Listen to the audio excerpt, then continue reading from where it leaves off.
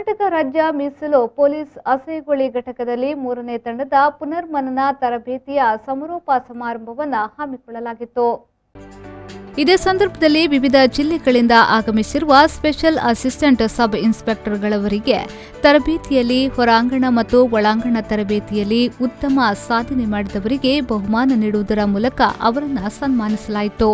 ಹಾಗೆಯೇ ಕ್ರೀಡೆಯಲ್ಲಿ ಭಾಗವಹಿಸಿರುವ ಅಧಿಕಾರಿಯವರನ್ನ ಕೂಡ ಸನ್ಮಾನಿಸಲಾಯಿತು. ಘಟಕದ ಕಮಾಂಡೆಂಟ್ ಬಿಎಂ ಪ್ರಸಾದ್ ಅವರು ತರಬೇತಿಯ ಸಮಾರೋಪ ಸಮಾರಂಭದ ಅಧ್ಯಕ್ಷತೆಯನ್ನ ವಹಿಸಿದ್ರು.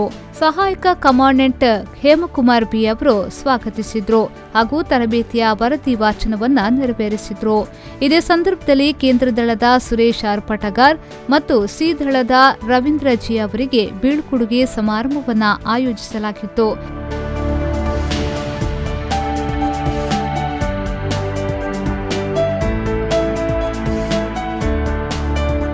ರವೀಂದ್ರ ಜಿ ಅವರು 27 ವರ್ಷ 8 ತಿಂಗಳು ಸೇವೆ ಸಲ್ಲಿಸಿ ಸೇವೆಯಿಂದ ನಿವೃತ್ತಿ ಹೊಂದಿದ್ರೆ, ಸುರೇಶ್ ಆರ್ ಪಟಗಾರ್ 23 ವರ್ಷ 11 ತಿಂಗಳ ಸೇವೆ ಸಲ್ಲಿಸಿ ಸ್ವಇಚ್ಛಾ ನಿವೃತ್ತಿಯನ್ನ ಪಡೆದರು.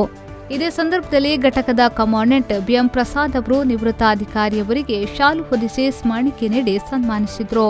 ಮುಖ್ಯ ಅತಿಥಿಯಾಗಿ ನೌಕಾದಳದ ನಿವೃತ್ತ ಕಮಾಂಡೆಂಟ್ ವಿಜಯಕುಮಾರ್ ಹಾಗೂ ಮಂಗಳೂರು ವಿಶ್ವವಿದ್ಯಾನಿಲಯದ ಯೋಗ ಶಿಕ್ಷಕರಾದ ತಿರುಮಲೇಶ್ವರ್ ಪ್ರಸಾದ್ ಅವರು ಹಾಜರಿದ್ದರು. ಘಟಕದ ಕಮಾಂಡೆಂಟ್ ಬಿಎಂ ಪ್ರಸಾದ್ ಅವರು ಪುನರ್ಮನನ ತರಬೇತಿ ಪಡೆದ ಎಲ್ಲ ಅಧಿಕಾರಿಯವರಿಗೆ ಪ್ರಮಾಣ ಪತ್ರವನ್ನ ನೀಡಿ ಗೌರವಿಸಿದ್ರು. ಸಬ್ ಇನ್ಸ್ಪೆಕ್ಟರ್ ಮುಳ್ಳೆಯಾಚಾರ್ ಅವರು ವಂದನಾರ್ಪಣೆಯನ್ನ ನೆರವೇರಿಸಿದ್ರು.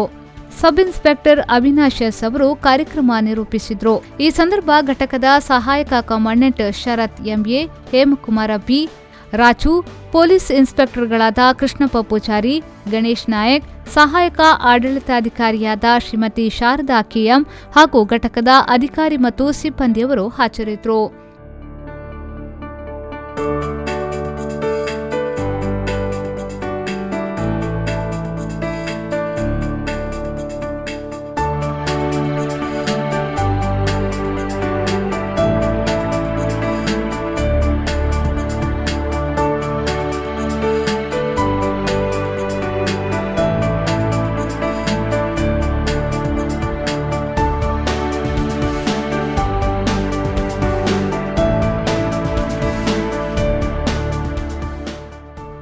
ಬ್ಯೂರೋ ರಿಪೋರ್ಟ್ ವಿ4 ನ್ಯೂಸ್ ಕೊಣಾಚೆ.